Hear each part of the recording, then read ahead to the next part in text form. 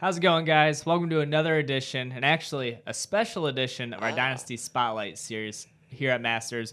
If you've been listening, we typically break down a rookie, talk about their game, and dive into their NFL draft profile, what they did in college, and so forth. But we started putting these out, maybe January, early February? yeah, maybe even earlier. Yeah, and obviously as the draft season unfolds, usually we have NFL combines. This year we've got some pro days, and 40 times surprise us. This year I think all the 40s are a little faster Yeah. because they got these fast thumbs over at the pro days. But Yeah. but no, I mean we got some good stuff, some new information since we've done some episodes on some guys. So we just want to highlight, where not where we were wrong, but just where we have more information now, because it does change the way we evaluate these guys and where we think you should take them in your draft. So we'll kind of dive right in. Who you want to talk about first? Well, I think as of today, as we're filming this, Justin Fields ran a pretty fast 40 Yes, today, and that's been kind of the talk of the town. So we might as well start there. Sure. It's one of those things that really surprised me, honestly. He looks fast on tape to me, but that's like legit speed. There's only been a handful of quarterbacks to go in the first round that can actually run sub 4.5 speed. It doesn't happen a lot. Guys like RG3, Vince Young, Michael Vick. Lamar, I don't think, ran an official 40 because he was banged up, but I had heard that. I had heard that he has run in the 4.3s, which again, no surprise there. But I mean, to me, this not to buy too much stock into 40 times, especially at a pro day. They're generally going to be faster, but I mean, to me, that's pretty impressive for Justin Fields.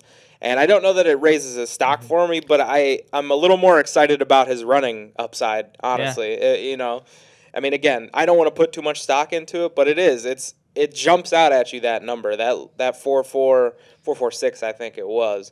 And I mean, that's very impressive because he's not a small guy either. No. So that's a big load coming at you at 4.46. I mean, I feel a lot better about his rushing upside for sure.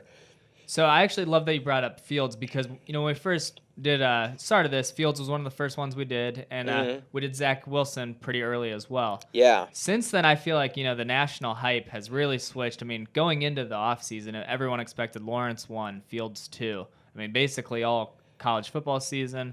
Yeah. Even after the national championship game, that was for sure the hype. Now, all of a sudden, fast forward just to March, and it seems like pretty much everyone is thinking Wilson might be the for sure number 2. Fields' stock has dipped some.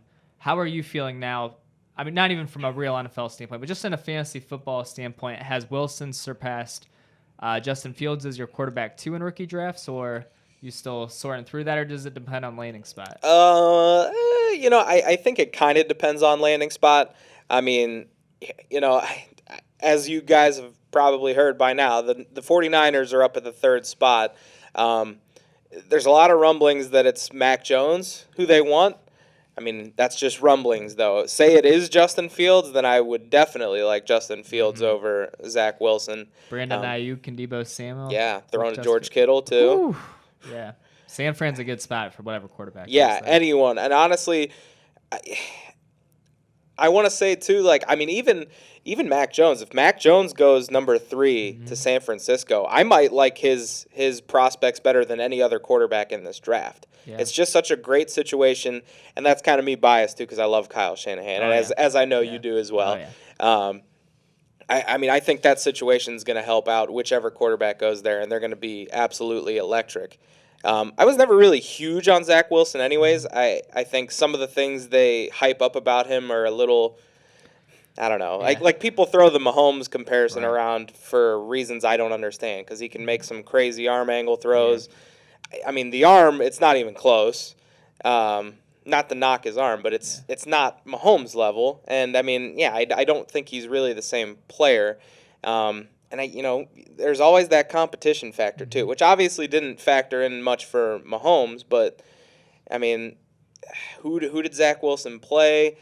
How did he look against good teams versus bad teams? I mean, that's the kind of stuff I like to look at too. Whereas Fields, I mean, he had some rough games this season, but overall, I mean, he lit up some of the better teams in the country. So I take that into account as well. And just body of work and talent, I think I'm still going to go with Fields despite the hype train thus far. Yeah, no, that's I like a long-winded that. answer to that question. But no, there it is. I do like that. Also, I do kind of just want to dive into Zack Wilson a little more, assuming he does land in New York at number 2, because I'd say as of today, it seems like a pretty sure thing in terms of the NFL draft. He probably will be the number 2 overall pick, go to the New York Jets. New head coach in Robert Saleh. They bring over the younger LaFleur, who's going to be the OC. So a little bit like a Kyle Shanahan, Matt LaFleur style of offense. Probably a little under center play action game and so forth. They bring in Corey Davis. They've got Denzel Mims. They've got Jamison Crowder hanging around as well. Mm-hmm. How do you feel about Zack Wilson in fantasy? Do you still see him as a early second round dynasty pick? Mid-second round rookie draft pick? Possibly. And from my perspective, I kind of hope they do something with Sam Darnold before then, before I have to make a tough decision. Yeah. Because if they keep Darnold and just try and ride with him for a little bit at least, I mean, that's going to hurt. I mean, it's going to be tough to justify taking Zack Wilson too much higher than what Al has put out there just now. Realistically, probably like early mid-second, though. Okay. I mean, the weapons aren't as exciting as they could be, but they're also not terrible. And I feel like they're building the offensive line at least a little bit. Yeah. So, again, that offensive system I feel like fits Wilson really well too. So Sure. So one quick follow-up question, then we'll move on from the quarterbacks. So assuming Fields, we'll say Fields, Mac Jones, or Lance, or Wilson, whoever lands in San Fran at 3, do they slip into the end of the first round of your rookie draft? I think so. Yeah, I think so too. I agree. Yeah. Especially Fields. Especially Fields. Yeah, even Lance. I mean. Right. Yeah, I like Lance a lot. Mac Jones, maybe. The other two have that rushing upside still, but, I mean, I do think Mac Jones would absolutely eat in that offense. Right. Yeah. I mean, just look at what Kirk Cousins did in that offense. Just not necessarily the most athletic guy, accurate, though, and getting a lot of opportunities. Like, I mean, there's plenty of guys that have worked in Kyle Shanahan's system that are kind of that similar mold, just an accurate guy. I mean, that's really all you need, and they'll put up numbers. For sure. So, all right, like that quarterback talk, got some good analysis there. So now I want to dive into the wide receiver group a little bit. First guy I want to bring up is a guy who we're both super high on. I was, in the Versus show, I even took his side and made a large case for him, but got to be honest, starting to worry a little bit about Devonta Smith. I mean, he basically came out and said he's 170 pounds and he doesn't care.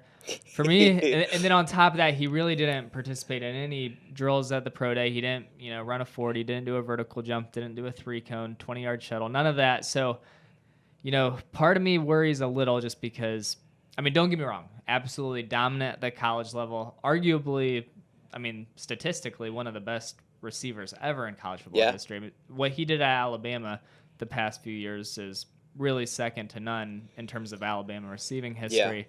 And he's got a lot of talent, not disagreeing with that at all. But now we've seen, guys like Jamar Chase, guys like Rashad Bateman, guys like Jalen Waddle, even Rondale Moore just start to, check some more of the boxes in terms of testing in the pre-draft process. And, we're starting to feel more comfortable now that we've seen, like Rashad Bateman, for example, since we were worried about Rashad Bateman's speed, and then he posted a video running at the Exo Center.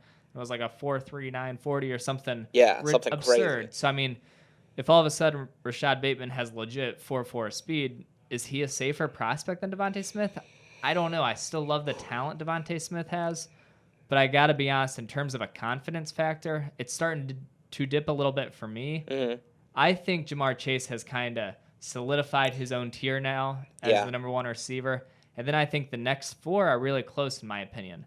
I think Devonta Smith, Rashad Bateman, Jalen Waddle, and Rondale Moore are all relatively close to each other. I mean, I'll let you give some additional analysis. Sure, That's kind of the way I'm feeling as this draft season started to unfold and we're learning more and more about the prospects.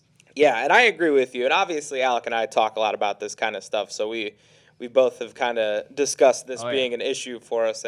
And I won't say I'm souring on Devonta Smith because, I mean, like Alex said, he had maybe the best season for a college receiver we've seen. I mean, he was absolutely dominant. And I've also seen some people start to bite on my take that Jalen Waddle was the number one on that team before he got hurt. It's starting to drive me nuts.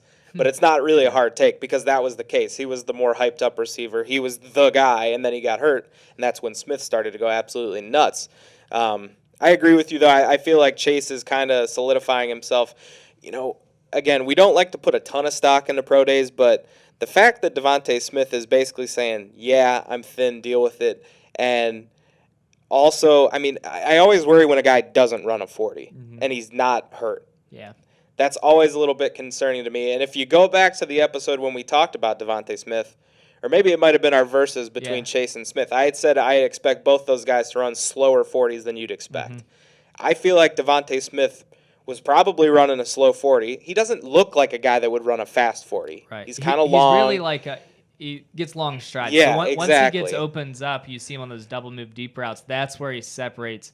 But the 40 time, the key to it is, the first 10, 15 yards, like that burst off is where you really knock your time down. I feel like Devonta Smith takes a little time to open up and get going. So, yeah. To me, and I could be reading into this, but to me, if he's unwilling to run a 40, if he runs like a 4, anything below a 4 or 5, people are going to be like, nice. Yeah. The fact that he didn't run it, that's a little concerning to me. There is no hammy, no ankle, nothing like that I've heard of that kept him from running. So that's a little bit concerning. I feel like if he would have ran a fast 40, he would have run it, Yeah. So, go ahead. And I wish the reason he wouldn't have won is I wish the reason he wouldn't have ran is because he was bulking up.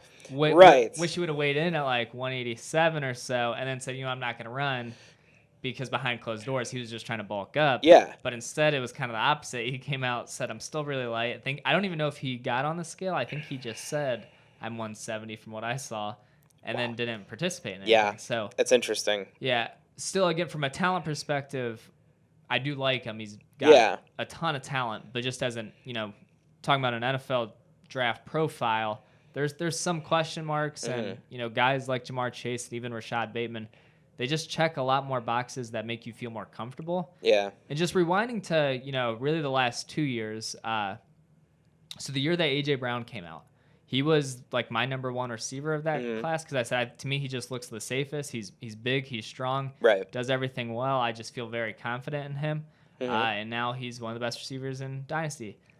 A year ago, I said I think Justin Jefferson's the most well-rounded rookie out of this class. Does he have the highest potential? No, but to me he just seemed like the safest the safest prospect. And sure enough, he goes out I did not think he'd nearly have the kind of rookies he did. I just thought he was safe. Yeah. And so now, like the guy I feel like that is in this year's class, Rashad Bateman. He's a guy who I think does everything well.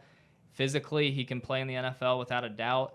He's starting to answer questions about the speed. So to me, Rashad Bateman could just be that sneaky guy who's you get him at 1.7, 1.8 in your rookie draft, and he's out there putting up low-end wide receiver one numbers his rookie year, maybe. It's a stretch, but possible. Yeah, I think it's very possible. Yeah. When we've talked about him too, how much we like Rashad Bateman as a player, and I think he's answering a lot of the questions we had about him, and I think you're hitting it right on the head because there always seems to be these guys that are just safe, but they kind of seem like that's as good as they're going to get. Like Justin Jefferson, A.J. Brown, it's like the guy you're getting is the guy that you're getting. It's not like a guy like a DK Metcalf where it's like, if he puts it together, he's going to be an absolute... Ruggs, right. Just got, speed you can't teach, but you think you're going to keep developing him as a receiver. Right.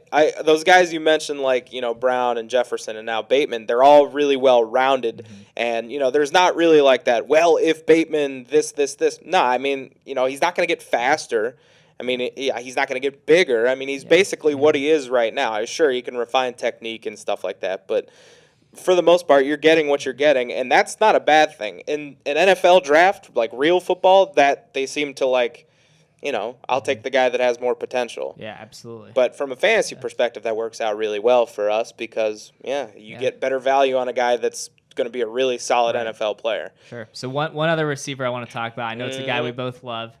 So, people, they say, he's way too small. Let's get this straight. He's short, but not small. There's a difference between short and being small. This guy's, listed at 5'7". They got his official height at his pro day. That's We're small, talking yeah. 4.29 40. I'm sure it probably would have been like a 4.35 at the combine. Mm-hmm. But I mean, that's blazing Yeah. fast. Oh, yeah. And then 40-some inch 42 vertical, and a half, 42 and a half inch vertical on top of that. Which is ridiculous. And I mean, there's videos of him squatting 600 pounds, bench pressing. I don't even know how much. I mean, this guy, not quite, he's on the shorter end, but man, I mean, Rondale Moore is special. He is just kind of the biggest wild card in this group for me because, we talk about, Tyreek Hill's, a once-in-a-lifetime type of player.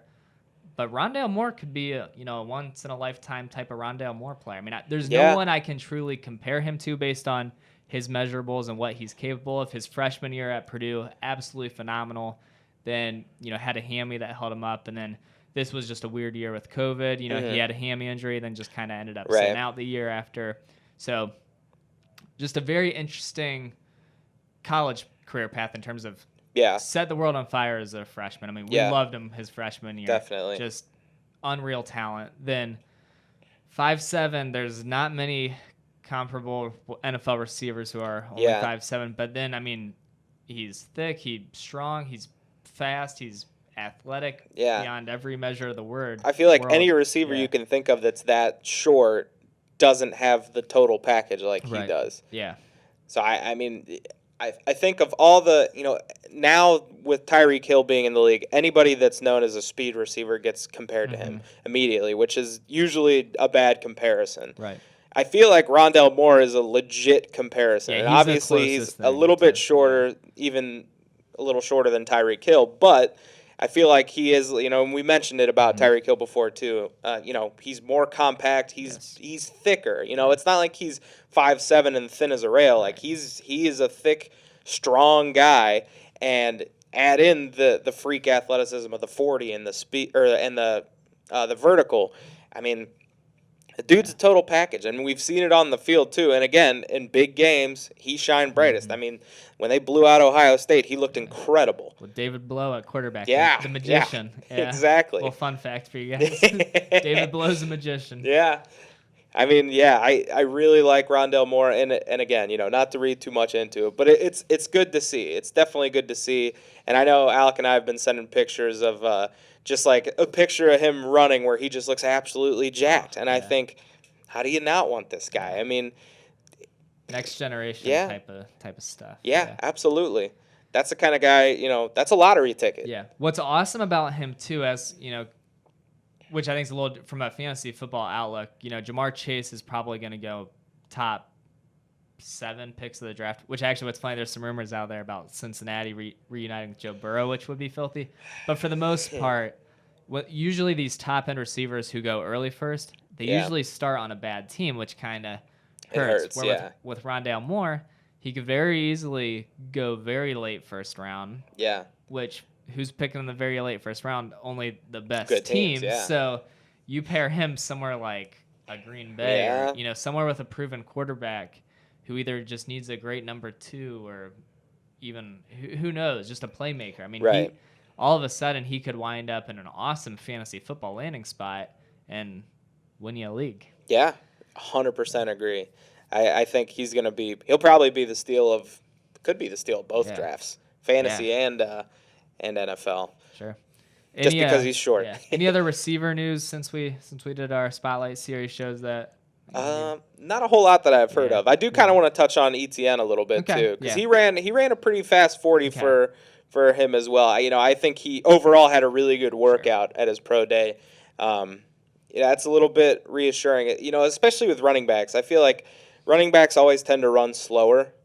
That seems to be the case. But a guy with that speed, it's always good to see it match up with the 40, like his game speed. I feel like his 40 time, it showed through. He looked good overall. Again, had a good workout, and then I think that kind of solidified himself as probably the number 2 running back. I think I could safely say that. Yeah, so I definitely still think he's probably the number 2 running back.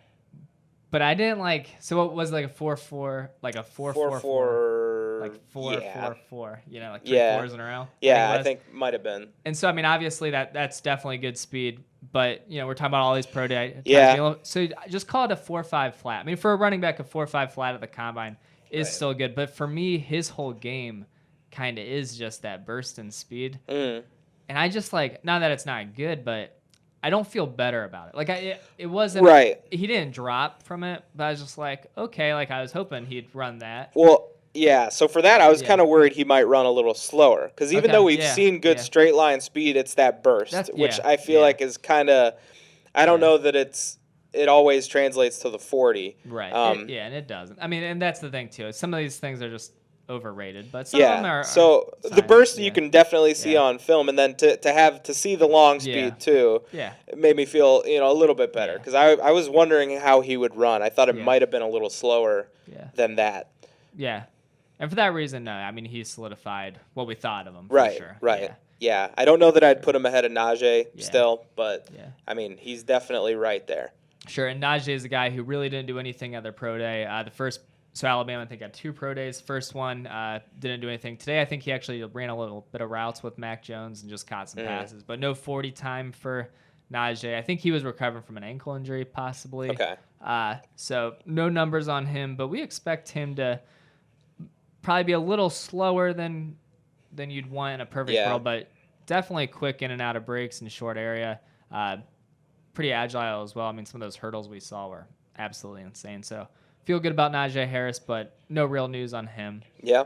And then I think the last one we'll end with is our guy, tight end. Oh, yeah. Kyle Pitts. And I just want to say, before the Twitter world blew up about him, you heard it here first on our Dynasty Spotlight series. We knew he was going to run fast. We knew the hype train was going to take off. And I feel like ever since his pro day, all this Kyle Pitts hype is real. And, I mean, this hype should have been real for the past 12 months. Yeah, we were throwing generational talent kind of compliments towards him for a while now. And now, after the big 40 and people see him, what was he, like 6'6", 240, I think? And ran a 4.46. Yeah. And after that, people are like, oh, this guy's going to be generational. Obviously, the draft analysts have been saying that a little longer. But now it's like common knowledge.